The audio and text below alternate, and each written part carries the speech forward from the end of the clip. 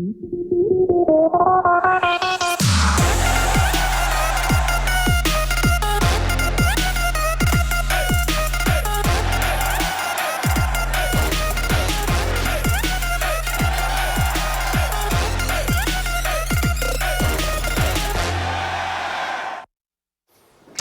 evening and welcome to week 2 of Hoops Friday Night. I'm Dave Siseski alongside Tony Quach. Tony, 3 weeks away from Christmas. However, we do have a gift for everyone tonight, a marquee matchup. That's right, Dave. We'll start off week 2 of Hoops Friday Night action with a quartet of WBL versus NWC games. The defending WBL champions, the Ottawa Glandorf Titans, begin their new campaign against last season's NWC co-champions in the Bluffton Pirates. Both programs are coming off 20-plus win seasons, and that's why this showdown is our Hoops Friday Night Spotlight game. This Hoops Friday Night Spotlight game is presented by Midwest Electric Incorporated. Since 2006, Ottawa Glandorf and Bluffton squared off 13 times, and the Titans have won all 13 of those meetings. Tonight, they look to start off their new campaign with a dub for the 18th straight season.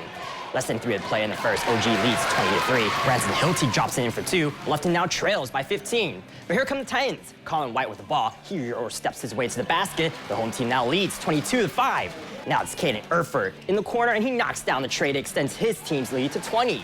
Moments later, it's Theo Mack near the paint. He turns and uses a hook shot for 2. The Titans now lead 27-5.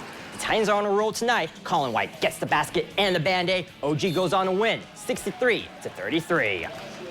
Going from Putnam County to Allen County, the Elida Bulldogs battle the Spencerville Bearcats. The Dogs look to make it 3 straight victories, while the Bearcats are trying to make it back-to-back dubs to open up their season. Picking up in the third, Spencerville up by 25. Josh Henline with a fake. He pulls up and hits a short jumper. Bearcats now lead 51-24. Moments later, Evan Osting pulls up and finishes with the right. Spencerville now leads 53-29.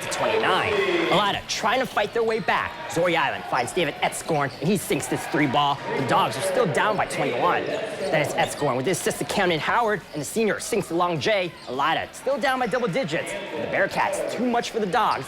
Dylan Smith lays it up and in. He gets the hoop and the harm. Spencerville takes this game 74-47. WBL versus NWC showdown in Auglaize County. Wapakoneta fresh off their first win of the season, taking on the Mustangs in their home opener. Move things to the second quarter now. Mustangs up 19-14. Keaton Miller finds Braylon Schultz, who spins and says it's late, but the bank is still open. Cashes in for 2. 21-14 now. How about some transition? Carson Klum up to Schultz again, who puts his defender on skates and goes up and in again off the glass. 23-14 Stangs. A few minutes later, pass right into your living room to QB Jacob Hirschberger, drives baseline and finds Brady Shea for the bunny. 25-14 Allen East. Wapak looking to answer Jackson Quarter with a nice fake and drains the jumper, but the Mustangs too much tonight. Right before the half, Caleb Hopkins with the bucket. Allen East wins 51-38. And now over to Justin Dirks. Thanks, Dave. Let's stay in the WBL as the Shawnee Indians look for a win against last season's co-NWC champions, the Crestview Knights. To the highlights we go. Ray Etzler Gymnasium is the site of this non-conference matchup. Picking it up in the second half, Crestview was up 16-2 after the first quarter, but the Indians fight back. 50-37 game towards the end of the third now as Brady Gabes fakes the pass, then dishes it out to Beckett Burke, who drains the tray from downtown. Indians down 10 now. Then on the other end, Wesson Ludwig with the nice pass to a wide-open Gavin Etzler. That 3 is good. He finished with 15 points tonight. But next possession brings Shawnee closer as Keegan Wilson gets to Nick passing in the corner for 3. It's 53-43 with 7 minutes left. Knights keep the pressure on, though. Mitch Temple drives the lane and gets the sweet no-look bounce pass to Ludwig for the score. He finished with 11 points, and that would do it, folks, as the Knights go to 2-0 on the season with a 68-55 win at home. To the jungle at Paulding High School for more WBL action as the 1-0 Defiance Bulldogs host the 2-0 Panthers from the GMC. In the first half, it was all Luke Zartman for the Panthers as he makes a move and drives to the lane. He puts up the floater. It's good for 2, 4-7 Defiance. Panthers with the ball again, and Zartman shows off his range now. He hits the 3. Zartman had 11 of the first 13 for Paulding. That ties things up at 7. But here come the Bulldogs. Caden Zachridge gives it to Javin Saldana, and he gives it right back. Zachridge hits the tray. Defiance takes the lead 10-7. Again, Zachridge gets it in the paint this time. He backs down the defense and gets the basket. Zachridge with 7 of the first 18 points for the Dogs. And in the end, Defiance outscores Paulding 18-5 in the fourth to move to 2-0 on the season. They win on the road 50-37. And we need to take our first break on Hoops Friday night. When we come back, we have more basketball action from the NWCC and the MAC. Stay tuned. Welcome back. It's NWC versus NWCC as the Lipstick Vikings host the Hardin Northern Polar Bears in their season opener. Both programs finished with 14 wins last season and looking to up that total in their new campaigns. The last time both programs played each other, it was nearly 1 year ago when the Vikings came out on top, 72-59. Polar Bears start us off as Sean Kuhlman gets the loose ball. He turns and the layup try drops. Hardin Northern with an early 2-0 lead. Now, moments later, as Zeb Wilson gets the pass from Kuhlman and the senior lets it fly. That's money. Polar Bears with a 5-0 lead. However, the Vikings would answer back as Esteban Carrillo decides to drive into the paint. He uses the glass to convert there, and the home team now trails by 3. But Lipstick gets the fast break. It's Paul Mag assisting Caleb Ellerbrock who lays it up and in. Vikings now trail 7-4. Lipstick now down by 1. As Carrillo pivots and uses the glass once more, the Vikings go on to win this one 58-50. Over to Temple Christian. Pioneers hosting Bowling Green Christian, and the offense is rolling early. Pick things up in the first half. Alex Patrick double teamed, however, able to find the man with the Kentucky waterfall mullet. Dawson Clay for the bucket, 2-0 TC. A couple minutes later, Landon Callahan stops, pops. The jumper's good, 5-4 Pioneers. Temple Christian flashing the defense as well. Callahan gets the steal, takes it all the way for himself, 6-5 Pioneers now. Callahan starting to heat up, brings it up the court to Ashton Draper. Back to Callahan. If this was NBA Jam, he's on fire. Another triple now, 9-5. Next position, more of the same. Caleb Kaiser sees a lane split like the Red Sea, takes it around the defender for the bucket. Temple Christian wins 75-26, 22 apiece from Clay and Callahan. Two more NWCC teams were in action. The Ridgedale Rockets and the Elgin Comets squared off against each other in league play, with Elgin winning 56-53. WBL versus MAC now as the Kenton Wildcats hosted the Coldwater Cavaliers. Cavs season opener in this one.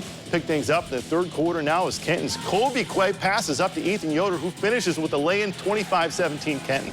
3 minutes left in the third now. Kenton's Tyson Lawrence passes to Yoder. Yoder gives it back to Lawrence, who buries the triple, 28-18 Kenton.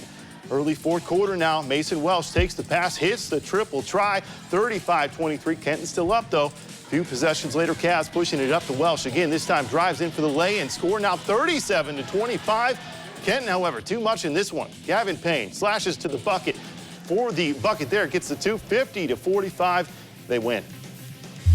Continuing with the action at St. Henry High School, the Redskins play host to Versailles Tigers. Versailles came out on top in the last meeting, 55-48.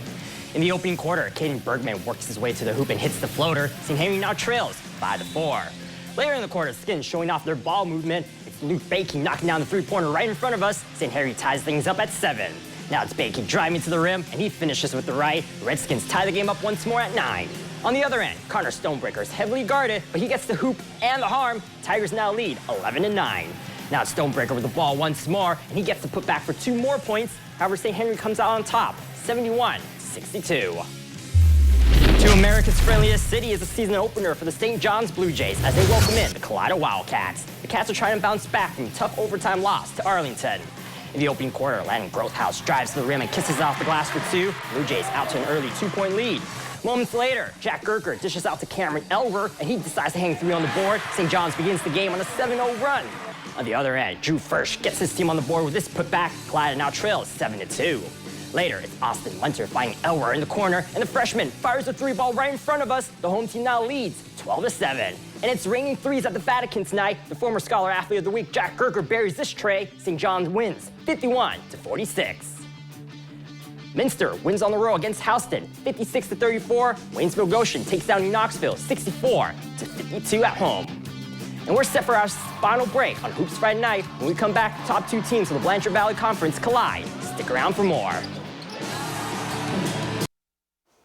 Welcome back. Last season, the Liberty Benton Eagles and the Van Buren Black Knights finished 1st and 2nd in the BBC tonight. These 2 teams clash in an early conference showdown. Over to Hancock County, where the band was playing their hearts out, just like the home team, the Eagles. We're going to pick things up in the first. Carson Doolittle all alone takes it in for the bucket. First bucket of the game, 2-0 Eagles. Doolittle again, this time from deep, 5-3 Eagles now. Knights fighting, however, Peter Harrington drives and stops in the lane and buries a jumper, 9-5 LB up. Knights stretching the floor, though, a bit as well. Toby Vanscoter with the triple. 12-8. Van Buren still down by 4. A few minutes later, check this out. Backdoor pass from Cameron Garlock to Carson Conaway. Takes it in strong. 14-8 now. Conaway then will corral the board and up and in. LB wins this one 56-41. Over at Corey Rosson, the Hornets welcome in the Van Lee Wildcats. Corey Rosson attempts to rebound from a tough 69-64 loss against Perry.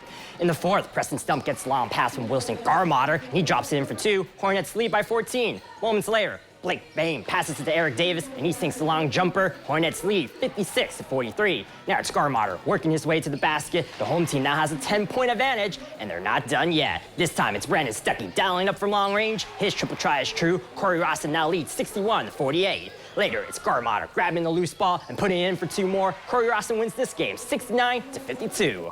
A few more scores from the BBC. Macomb wins big against Riverdale, 79-59. Arlington blows out Arcadia, 84-28. And the Pandora Gilboa Rockets win 53-16 against North Baltimore. Some more scores from the Shelby County League. Jackson Center beats Anna 60-30, and Russia wins 58-24 over Fairlawn.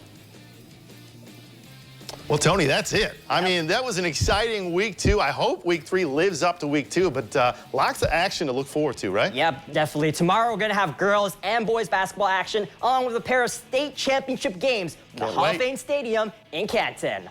Thank you, everyone. See you next week.